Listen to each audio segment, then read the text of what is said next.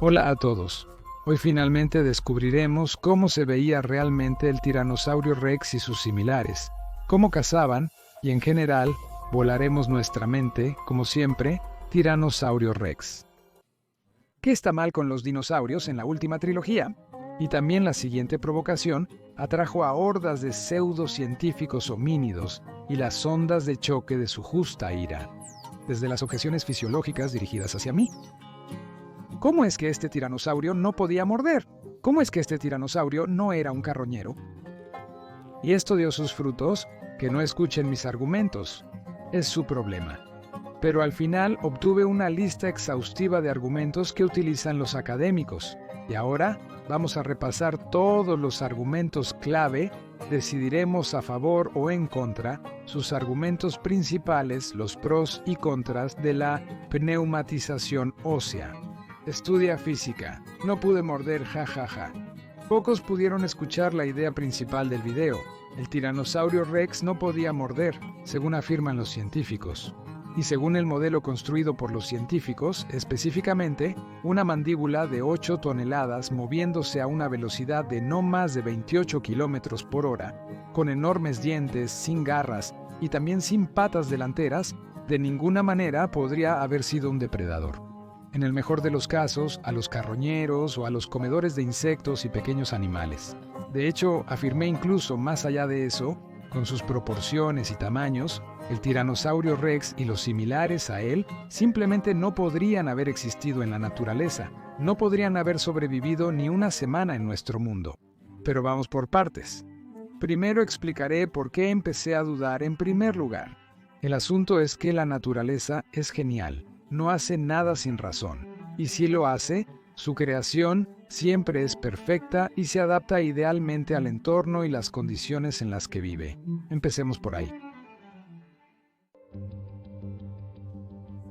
El entorno, el estilo de vida y en general el tipo de ocupación de cualquier ser, no solo los vivos, dictan su forma. Tomemos por ejemplo el vuelo. Aquí está un halcón, aquí un murciélago, aquí un avión, aquí Batman y aquí un pez volador. En el primer caso es un pájaro, en el segundo un mamífero, en el tercero un dispositivo técnico, en el cuarto un millonario ficticio, en el quinto es un pez. Pero sin importar lo que sean, su entorno dicta la forma de volar. Por lo tanto, definitivamente tendrán alas de una forma u otra y un cuerpo ligero. Estas dos condiciones son inevitables. O aquí hay otro ejemplo. Ichthyosaur, tiburón, delfín, submarino. Lo mismo. En el primer caso es un reptil, en el segundo un pez, en el tercero un mamífero, en el cuarto un dispositivo técnico. Y aún así, el entorno dicta la forma. Pero ahora lo principal es la forma aerodinámica, o más bien acuadinámica del cuerpo y pequeñas aletas, flotadores. Hay otras similitudes, pero no son tan obvias. Esta lista podría continuar indefinidamente. Nunca confundirías una máquina con un automóvil, porque cualquier automóvil, sin importar qué compañía lo haya fabricado, tendrá características distintivas necesarias para cumplir con la tarea asignada. Del mismo modo, cualquier máquina en el mundo se parecerá externamente a cualquier otra. Tendrá los mismos componentes y agregados y una forma muy similar que está dictada. Gracias por la tarea. Nunca confundirías un cortacésped con un triturador. ¿Y los tiranosaurios? ¿Existe algo similar en la naturaleza ahora? Por supuesto, hay canguros, por ejemplo, o pollos, pingüinos, casuarios, avestruces, gansos. De nuevo, los humanos también son bípedos, pero ninguno de ellos es un depredador. Porque en las condiciones actuales, cazar a otros animales, de pie o corriendo en dos patas, es imposible. Bueno, por supuesto, un hombre puede cazar, pero tiene dos manos en las que puede sostener un arco, una lanza o una pistola automática. Pero intenta quitarle las manos a un hombre, y él también se volverá absolutamente indefenso. Y si ahora no hay tiranosaurios, entonces, en primer lugar, el entorno no es adecuado. Sin embargo, durante 20 millones de años, la naturaleza no solo les impidió extinguirse, sino que consideró a esta especie como dominante. Las eras cambiaban por eras. Pasaban cientos de millones de años y la naturaleza aún no podía deshacerse de un modelo tan incómodo. ¿O tal vez los científicos no quieren mirar más allá de sus narices? Intenté transmitir este simple pensamiento en el último video. ¿Qué está mal con los dinosaurios? Primera parte. Pero resultó que no todos saben escuchar y oír. Pero eso es todo lírica. A las personas orientadas a los objetivos de la ciencia, una filosofía no es suficiente. Dale cálculos y esquemas, pero así es ahora. ¿Será así? El argumento número 1 de los oficiales son las armas. Vamos a proceder con los cálculos. Tomaremos como base el esquema de visualización de Scott Hartman y comenzaremos a calcular. Encontremos el centro de gravedad de este ser. Es completamente obvio que tendrá que aterrizar sobre sus caderas, en el lugar donde las patas del dinosaurio crecen. Y para empezar, mediremos las proporciones de los lados. Serán aproximadamente 4,5 metros para la parte delantera y aproximadamente 6 metros para la parte trasera con la cola. Esto significa que la relación de los lados de este brazo es de 3 a 4. A continuación, será absolutamente irrelevante si la parte delantera es de 2 metros o si hemos aprendido la relación principal. Ahora abrimos el libro de texto de física para el 7º grado, miramos un montón de fórmulas y entendemos que es más fácil y más claro demostrar los cálculos en un sitio web especialmente diseñado para diseñadores. Según la información obtenida del personal enemigo, sabemos que el peso promedio de un tiranosaurio es de aproximadamente 8 toneladas. Descartamos de ellos 1 tonelada de peso, medio tonelada en cada pierna. En principio, no importa. Podríamos restar incluso 20 kilogramos, pero los cálculos serán más claros de esta manera. Nos quedaremos con 7 toneladas de masa libre. Es comprensible que el peso principal se destine al cuerpo, el casco, la cabeza y la cola. Entonces, para equilibrar, distribuiremos el peso de tal manera que 5 toneladas vayan a la parte delantera y 2 toneladas a la cola. Introducimos estos parámetros en la calculadora. Primero necesitamos calcular el momento de fuerza. Registramos los parámetros de masa, hombro, fuerza, brazo y obtenemos el resultado. Luego, conociendo este resultado y el peso de la cola, obtenemos la longitud necesaria de más de 11 metros y nosotros solo tenemos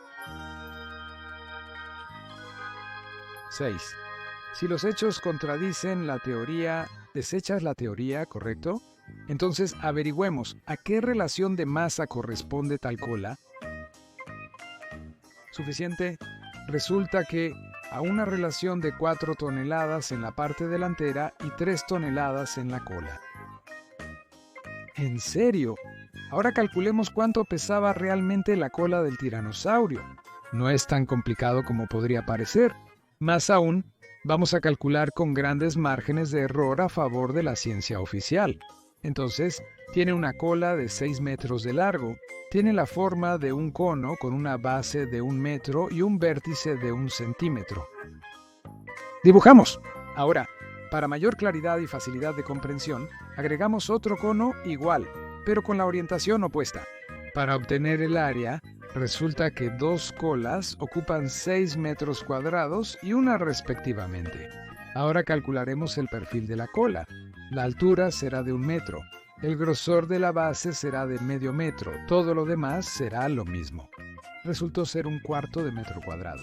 Bueno, vamos a dar a los paleontólogos un gran error y que sea 1/3 de metro cuadrado. Entonces, dividimos el área que ya conocemos en 3 metros cuadrados en 3/3 de metro cuadrado y obtenemos 1 metro cúbico. Es decir, la cola tenía un volumen de 1 metro cúbico. Bueno, vamos a dar otra gran ventaja, que la cola sea de 1 metro cúbico completo y 5 décimas. ¿Por qué acabamos de hacer eso? Y luego, porque sabemos perfectamente cuánto pesan los huesos y cuánto pesa la carne o la grasa.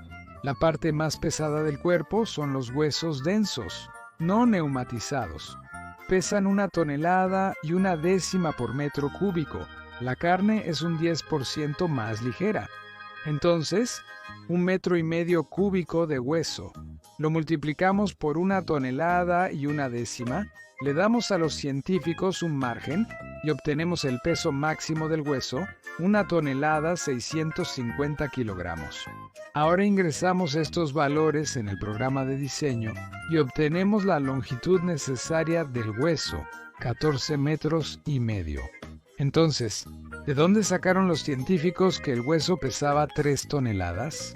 Resulta que en el año 2010, el estudiante Scott Parsons supuso que el hueso pesaba casi el 45% de toda la masa muscular. Normal, estudiante, y nos dan esto como ciencia. Este estudiante, al parecer, no estaba al tanto de que para pesar 3 toneladas a esa longitud, la cola tendría que estar hecha de concreto de grado 300, por ejemplo, pero de ninguna manera de músculo. Argumento número 2. Pneumatización de los huesos. Pneumatización. ¿Cómo suena dulcemente esta palabra al oído de un joven homínido?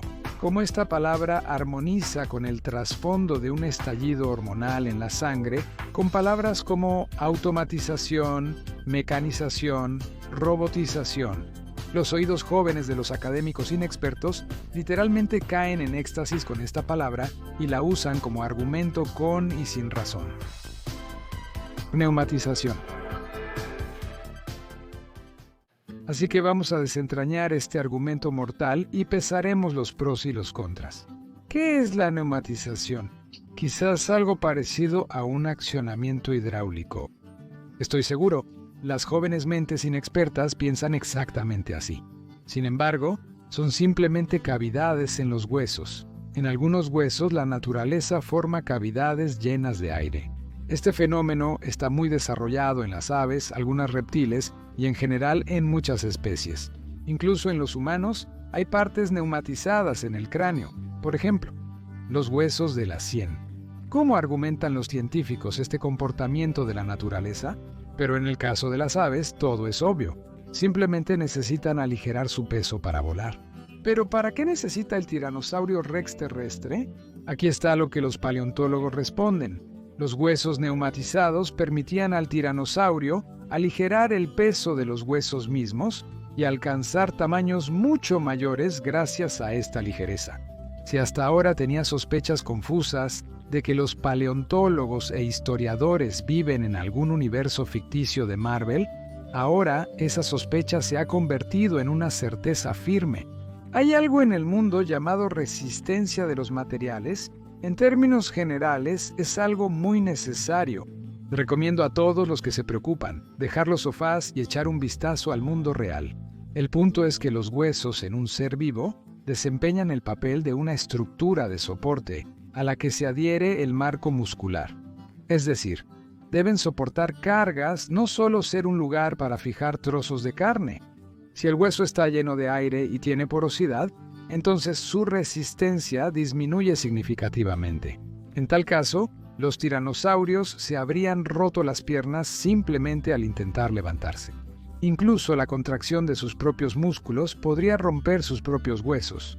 Si se pone más peso en tales huesos, el animal se convertiría en un montón de huesos rotos. Huesos. Para aquellos que encuentran difícil creer esto, daré un ejemplo de la construcción. Probablemente, muchos de ustedes saben que los edificios modernos se construyen según el principio de un marco monolítico. No se permiten vacíos allí, y las columnas se refuerzan adicionalmente con la armadura más resistente posible. Sin embargo, hay un detalle en la construcción que es casi transparente. Es una placa de cubierta hueca, muchos la han visto. Muchos pisos y techos están hechos de tales placas y a primera vista parecen muy resistentes. Sin embargo, esta sensación es engañosa. El refuerzo de dicha placa está diseñado para soportar cargas solo en una dirección. Solo tienes que voltearla, colocarla incorrectamente y obtienes algo como esto. En otras palabras, no hay ningún beneficio de la pneumatización en seco, solo daño. ¿Por qué entonces la naturaleza ha estado perfeccionando este mecanismo durante 40 millones de años seguidos? Solo hay una explicación posible: para aliviar el peso y la carrera apresurada. Por ejemplo, el avestruz. Allí, todo es exactamente como el tiranosaurio. La pneumatización de los huesos y la carrera apresurada hasta 80 kilómetros por hora. Eso es más rápido que un caballo al galope. Y el argumento más divertido de los paleontólogos suena más o menos así. No podía morder. Ja, ja, ja, sí tiene dientes, entonces... muerde. Ya discutí este asunto en el video ¿Qué está mal con los dinosaurios? Por eso solo mencionaré los argumentos que no se trataron allí, o que se trataron insuficientemente. Como ya mencioné antes, simplemente morder esto no es una tarea tan fácil como puede parecer a primera vista. Para morder, en primer lugar, necesitas igualar las velocidades con la presa. Los depredadores tienen patas delanteras para esto, con las que el depredador se agarra a la presa, iguala las velocidades e inserta las garras. Este proceso es momentáneo, pero el orden es exactamente ese. Muchos citan como ejemplo a los cocodrilos, lagartos y otros reptiles. Un cocodrilo de Jacob agarra como un tiranosaurio, pero en primer lugar el cocodrilo tiene patas delanteras. Con él, la tecnología es diferente. Se acerca a su presa bajo el agua y de repente la agarra desde debajo del agua. La larga mandíbula permite agarrar la parte más profunda de la presa y cerrar la trampa, pero el primer movimiento para romper en su propia carne lo hace la presa misma. El cocodrilo solo se apoya en sus patas delanteras. El varano corta la vegetación seca y sigue a la presa hasta que no puede moverse. En cualquier caso, antes de morir, la presa debe quedar inmóvil o igualar la velocidad con el atacante. Y en todos los casos, el atacante tiene garras delanteras funcionales. Sin embargo, el tiranosaurio no es así. Sus garras delanteras no son útiles en absoluto, pero sus dientes son enormes. Además, acabamos de descubrir que si confiamos en nuestros ojos y no en los cosplayers de la ciencia, el tiranosaurio era bastante delgado. Pero, ¿cómo morder durante un ataque rápido? Digamos que el tiranosaurio alcanzó a su presa. No se quedará tranquila viendo cómo la devoran, intentará sobrevivir, escapar. Y los dientes, aunque enormes, pero es importante, están dirigidos hacia el interior del cráneo. Esto significa que los dientes se cerraban en el momento en que la presa estaba en la boca, y no solo en ese momento, sino en un movimiento de retroceso. En caso contrario, la carga habría caído sobre el lado de los dientes al mismo tiempo, rompiéndolos. Por eso en el primer video llegué a la conclusión de que el tiranosaurio era un carroñero. Después de todo, para hacer una mordida así, la presa tendría que estar inmóvil, y el depredador estaría encima de ella, apoyándose en sus únicas patas traseras, haciendo un movimiento de corte hacia atrás mientras rasga la carne al mismo tiempo. Recordemos al cocodrilo, tiene una situación similar, pero el movimiento de ruptura lo hace la presa misma. Por eso puede atacar desde abajo. Solo tiene que apretar las mandíbulas y esperar a que la presa, al intentar liberarse, se desgarre a sí misma. Pero los dientes curvados hacia adentro solo hablan de un estilo de ataque. Desde arriba, apretando la presa contra el suelo y desgarrándola por sí mismo. En general se han acumulado muchas preguntas. En el último video, llegué a la conclusión de que el tiranosaurio era un carroñero. Y realmente eso sería así si todo fuera exactamente como lo muestran los oficiales. Ahora intentemos crear un modelo de trabajo de tiranosaurio basado en los nuevos datos que acabamos de aclarar. Primero, las piernas. Eliminaremos la carne extra, no es necesaria allí. Este bulto solo estorba, crea peso extra e interfiere con la capacidad de apoyarse en las patas traseras apoyándose en la cola. También quitaremos las capas de piel en el esqueleto. Toda esta grasa extra es inútil. La naturaleza no hace los huesos neumáticos sin razón. ¿Cuello? ¿Para qué un cuello tan grueso? ¿Quién lo necesita? Solo el peso extra se crea, lo eliminamos. Pero ¿cómo vamos a comer grandes trozos de carne? Así es como.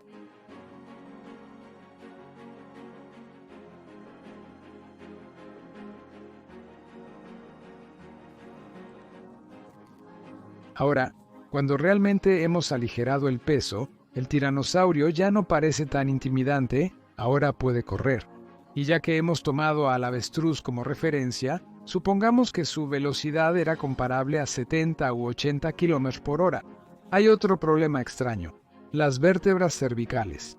Después de todo, si el tiranosaurio necesitaba mantener el equilibrio, entonces su cuello y cola simplemente tenían que tener la capacidad de estirarse en una línea recta, porque mecánicamente esta es la posición más fuerte y menos energéticamente costosa. Y todas las vértebras del tiranosaurio parecen bastante lógicas, excepto las del cuello.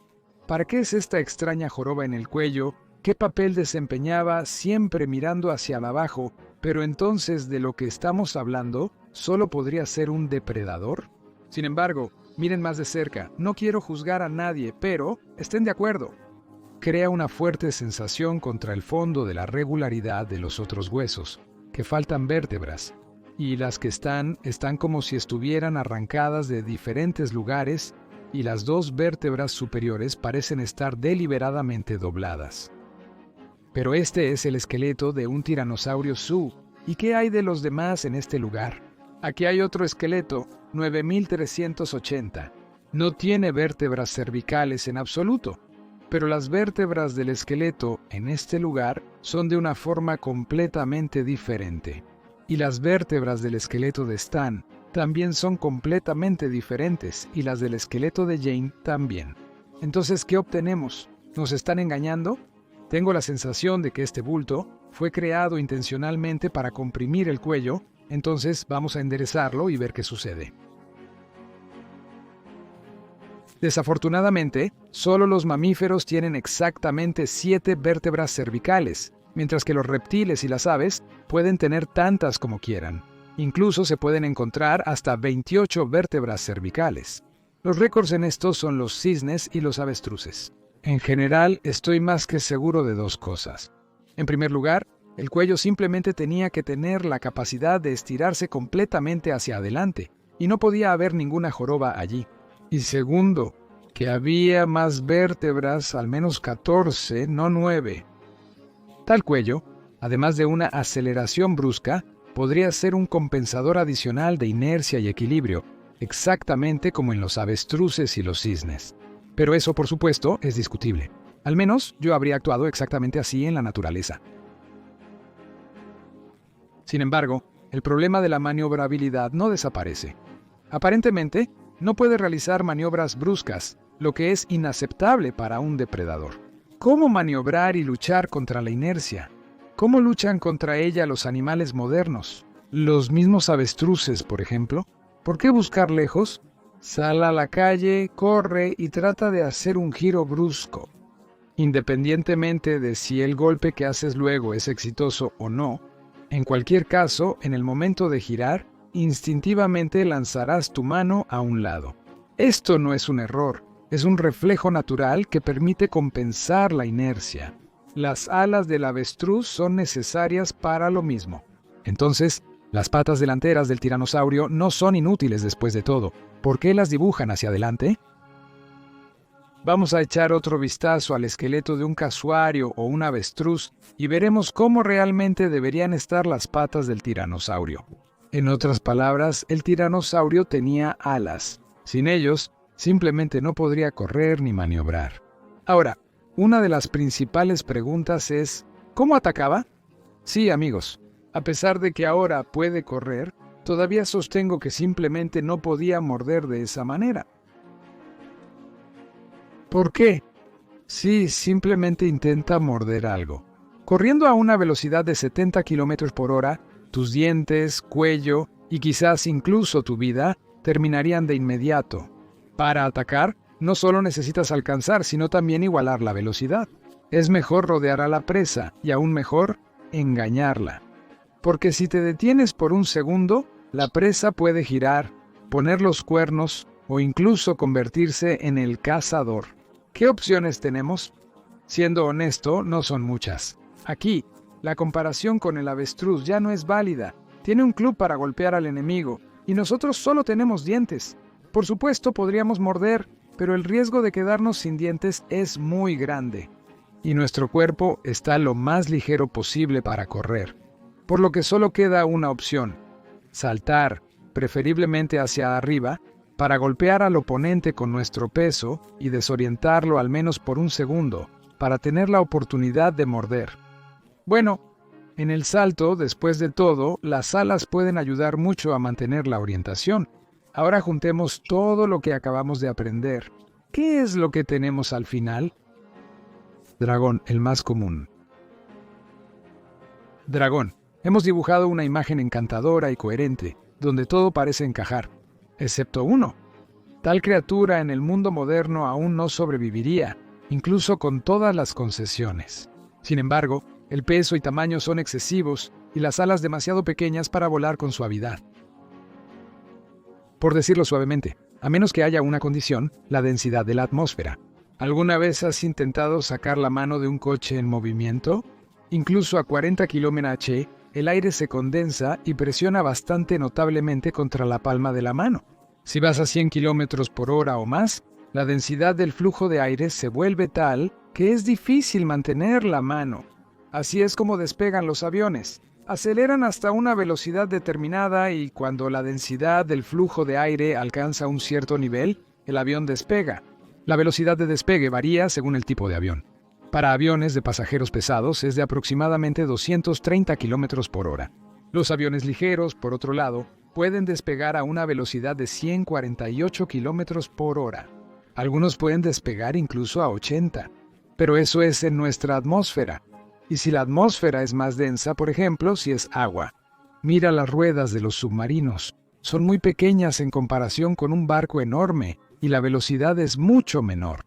Sin embargo, incluso estas pequeñas alas permiten a los barcos sumergirse o emerger rápidamente. En otras palabras, cuanto más densa es la atmósfera, menos superficie de alas se necesita. Y entonces, cuando la densidad es varias veces mayor que la actual, la forma del dragón se vuelve la más cómoda para el depredador. Por supuesto, en el sentido estricto de la palabra, probablemente no volaba, pero nada le impedía acelerar hasta 70 u 80 km/h, saltar y flotar a baja altura durante mucho tiempo. La naturaleza ha cultivado esta forma durante 20 o 40 millones de años y no tiene intención de abandonarla. Por lo tanto, resulta que o estos seres no podrían haber existido en absoluto, o existían en la forma que describí, pero la atmósfera era mucho más densa. No hay otras opciones. Pero si crees que estos son todos los argumentos, te equivocas. Hay otro argumento. Es obvio y simplemente grita sobre sí mismo. Más sobre esto en el próximo episodio. Bueno, las primeras 5 personas que adivinen primero qué es este matiz aparecerán en los créditos del próximo video. Continuará. Amigos, ninguno de nosotros tiene miedo de cometer errores. Y si ven algún error en mi lógica, no duden en dejar un comentario claro, conciso y sin rodeos debajo del video.